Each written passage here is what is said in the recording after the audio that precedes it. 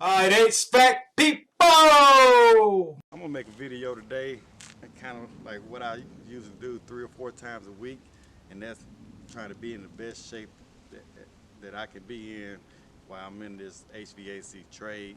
And it's pretty much any trade and any kind of work that you do. You want to kind of take care of your body mentally, physically, and spiritually. So go on a journey with me, and I'm gonna show you why we need to be in shape. I'm gonna take so I'm gonna weigh the equipment that we use on a daily basis, like the tube bags, the refrigerant drums, because this stuff, it weighs a lot, and a lot of times you gotta use your rope to pull stuff up, especially if you're in a commercial HVAC. You gotta pull it up with your rope, and it take a lot of strength. A lot of YouTubers that's in the trades don't talk about this. A lot of guys have to sit down while they're working on pieces of equipment because they may be overweight or not in good shape. Like I say, you really want to take care of your body, especially when you first get into the trade. You don't want to hang out, drinking and smoking all times of night. You want to be in your best shape. You want to be mentally focused. As soon as you get on the job, you don't want to come to work with any kind of hangovers, because, like I say, we don't want to be average. We want to be above average, and little things like that put you in a better position than those that maybe know a lot more than you, but you're still trying to learn things.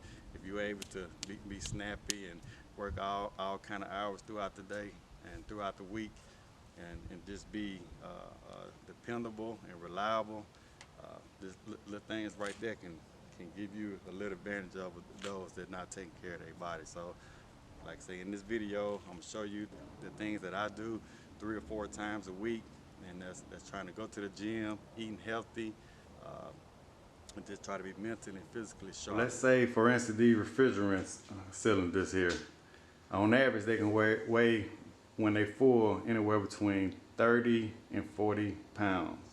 So imagine with a rope, you have to bring up 3 or 4 of these drums at a time. Of course, you're gonna pull them one by one, but you may need about 4 drums on the roof. And a lot of times in this trade, you're working by yourself. So if you're on a 2-story building, you got a ladder, you got to bring up 3 of these drums. In total, they may weigh 100 pounds. So let's just say they weigh 35 pounds a piece, or the R22. You got to rope up those, and if you're doing it one at a time, you are roping. You're on a ladder.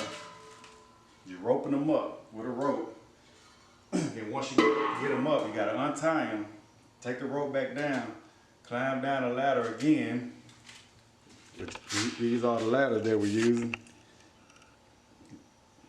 So you got to go back down the ladder and retie the refrigerant, and then pull it back up and do it all over again.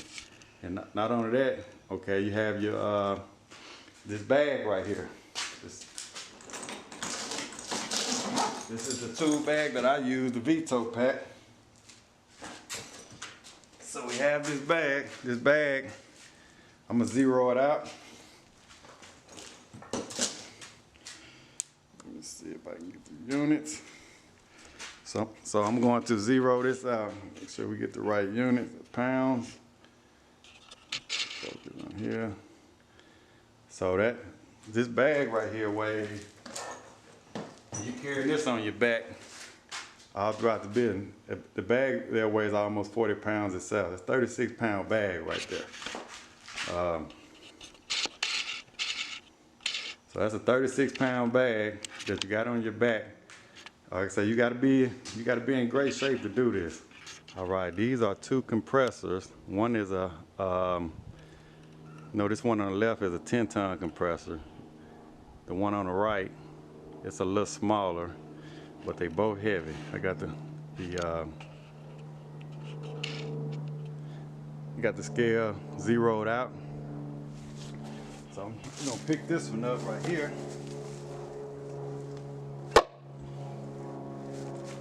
And as you can see,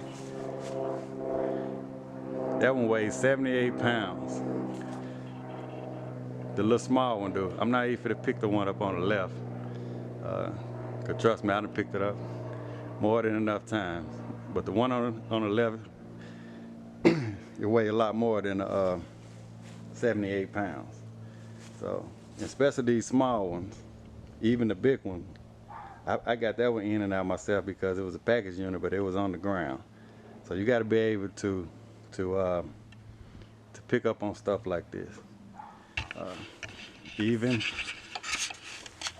like condenser units.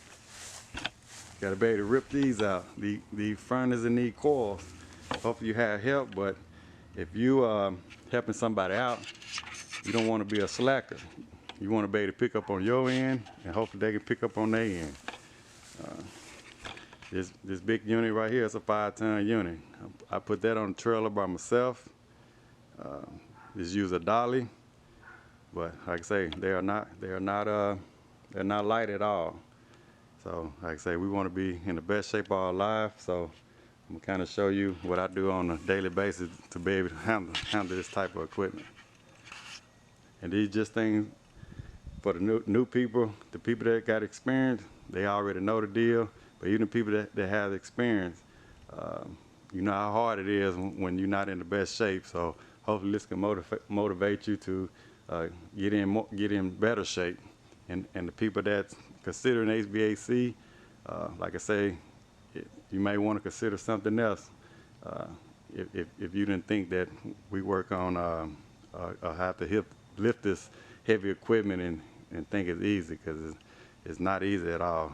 And it can be hard, but if you're in good shape, it's a lot easier, trust me. I'm asking you, when you go out there from now on, I'm asking you to stop just trying to do what they tell you to do. If coach tell you, Michael Jordan, first, always, they said Mike was always the first one, the last one. Jerry Rice was always the first one, the last one. I'm telling you, don't get from the C thing. And I dare you for one time in your career, I dare you to exhaust yourself. I dare you to leave every single thing on the field one season, everything, walk off exhausted. Like Mike when he got 45 with the flu. He had the flu. Like for real, let's be honest. One of your players got the flu and they tell you I got the flu, I can't play. You like, cool, I understand. We'll catch you next game. Mike was like, I got this, don't worry about it. But Mike, you got the flu. My flu is still better than your normal game, all right? Whatever your little game is, my flu gonna outdo your game, so I'm gonna play. Now the big story here tonight concerning Michael Jordan's physical conditions. He is suffering from flu-like symptoms. His status is uncertain. The bad news for the Bulls, the stomach virus that has hit Michael Jordan, and they wonder just how much, how long, and how hard he'll be able to go. Demanded the ball. Back Michael. Open three. Yes! They lead it. 38 points for the Kings. Look at dagger at him with a three. Yes! A courageous, classic performance by the flu-ridden Michael Jordan. Propelled by their victory, the Bulls would go on to win the championship in Game 6, and Michael Jordan had added perhaps the most amazing chapter to his playoff legend. It's all about desire. You just got to come out here and do what you got to do. We wanted it real bad, you know, and me as a leader, I had to come out and do my best. Somehow I found the energy to just stay strong. I wanted it really bad. I dare you to show up. Listen to me, I dare you to just say, you know what? I'm not gonna save nothing this year. I ain't gonna save nothing. This year, I'm everything I got, coach getting everything. Everything. Whatever they ask me to do, I'm doing that beyond. When I leave this year, I ain't gonna have nothing left. And why do I say that? I'm a runner. I run long distance. Some days when I run, man, I go 6, 7, but when I finish, I'm not breathing hard. Raise your hand if you know what I'm talking about. I just finished doing 6 miles, but I'm not breathing hard. Raise your hand. You know exactly what I'm talking about. No, raise your hand if you've ever experienced it. You've done what you're supposed to do, but at the end of the day, you're not really breathing real hard. Raise your hand. Mm-hmm. You put the workout in. You did exactly what you're supposed to do. You did your exercise, you did your reps, but you good. Tell me if you know a time when you ran so hard, you worked so hard, that you felt your chest. After you finished, you felt your heartbeat. Right? You ever worked so hard, you felt that blood, like you could taste blood, you worked so hard. right? You sweating, and you knew when you finished, you had to sit down and get you something to drink because you knew you didn't have no more to give. Raise your hand if you had that experience too. I dare you. How many more games left? 130-something games left? Okay, that's how many we got left, 130. Can I get the exact number? 120. Let me tell you, you ought to know exactly which games. You better be marking them off, counting them down like you in jail. You ask a guy in jail how many days he got left, trust me, he ain't gonna say, well, I'm not 100% sure. You ask a dude in jail how many days you got left, 121 and a half a day. 2 hours left. My man counting them down. Why? Because he's ready to get up out of there. This your life, you should know. So you say we got 100 and something left? This is what I'm asking you to do, however many you have left. I dare you. That second feeling, when you're giving everything you got and you ain't got no more, I dare you to give that every single game. The dude that is responsible, Mr. White, for Michael Jordan's brand, he told me, Eric Thomas, you know, listen to me very closely, son. It's not possible, it's past possible. He said, listen, you gotta stop telling people you wrote a book and you gotta start saying you're an author. It's a different mindset. It's a different mindset. He said if you say you wrote a book, that could be it. But if you say you're an author, it means you write books for a living. That's what you do. And you got about 4 or 5 more books in you easy. It's a mindset. We changed the whole game. It's a mindset. You probably don't even notice it, but I'm mic'd up right now. You probably didn't even know it. I'm mic'd up right now, different mindset. I used to speak back in the day and just see myself as a speaker. Now we own a company, and guess what? Everything I say to you, it goes in here, and it goes on iTunes. And when I do my TGIM, and I'm like, yo, I was at the University of Cincinnati, the Bearcats, boom, boom, boom, boom, boom. Okay, you can go get the boom, and right afterwards, people gonna go. We always notice it. On Monday, we sell the most books. More people go to iTunes. Like, you gotta get that. I gave you 3 minutes, get the whole 35 minutes. They're like, boom, I'm gonna get that 99 cents. And watch this very closely. 99 cent time a lot of people.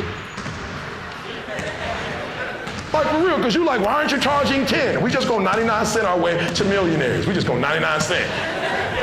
That's all, just 99 cent. We ain't trying to rob nobody, because if we say $9.99, you're gonna flinch.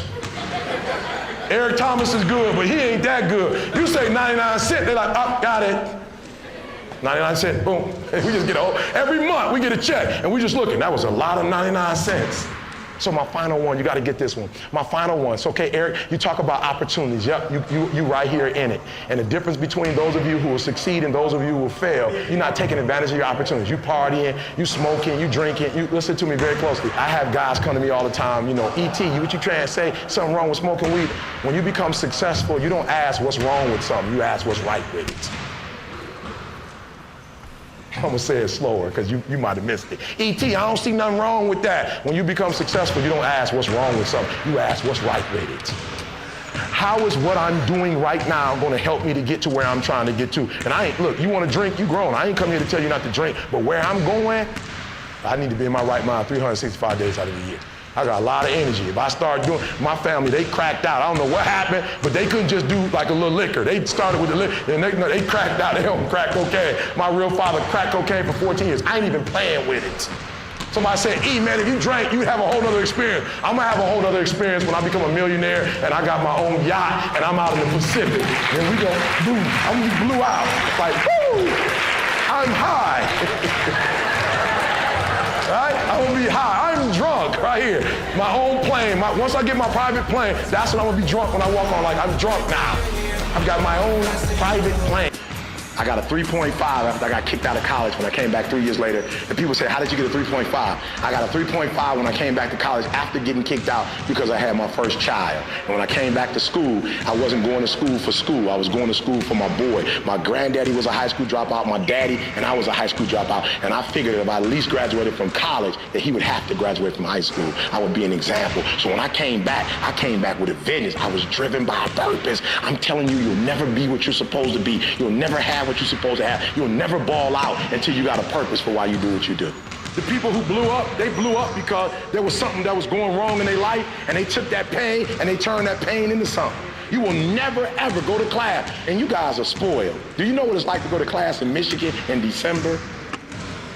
It's 10 inches of snow and they don't close the school, and it's minus 10 degrees and you still got to go up and go to class. How do you go to class when it's 10 degrees? Nah. All right, so I'm pretty much done with that workout. Like I say, I work out for about an hour, 3 or 4 days out the week. And that's pretty much all it takes. All it takes maybe between 6 and 8 exercises each time you come in.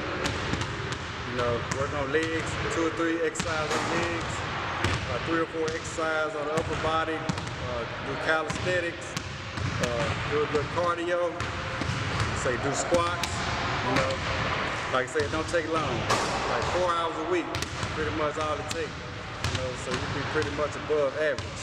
Like I say, but now, I'm gonna go sit in the sauna for probably about anywhere between 10 to 30 minutes, and I pretty much meditate, get my body recovery time, and like I say, we want to be in the best shape that we can be.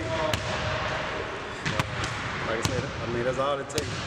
If you haven't been working out yet, just start small. You don't need to be no bodybuilder or anything like that. We're not trying to do that. We're just trying to be in good shape to do our work. You know, so we can be as safe as we can, and you know, we'll be ready to prepare for the long hours. All right, so that's a wrap for me. Fees and 12 inches of snow. You know how you do it? Because you know your mama broke and she working 2 jobs and taking on a loan for you to go to school. I laugh at kids whose parents are broke and they up there partying like everybody else. Your mama broke. You went to school. Listen to me. Some kids, when they go to school, they just going to school to keep the legacy alive. Their mama already got money. Some of us, we taking out loans to help we taking out loans and sending it home so people can pay rent. That money ain't even going to college, and we still going to parties, we still clubbing. Listen to me, nothing against fraternities, but I've had students. One dude had a 3.2 GPA and got in the fraternity his freshman year, and it went down to like a 1-something. I'm saying, what kind of brotherhood is that? When you got my man up at 2 o'clock in the morning washing your car and going to get you groceries when you should be helping this kid to study. Now he can't get into College of Business, but he got Greek letters. He didn't come to school to get Greek letters. That's a bonus. He came to school to get a degree, because if you walk out of here without a degree, you came up short.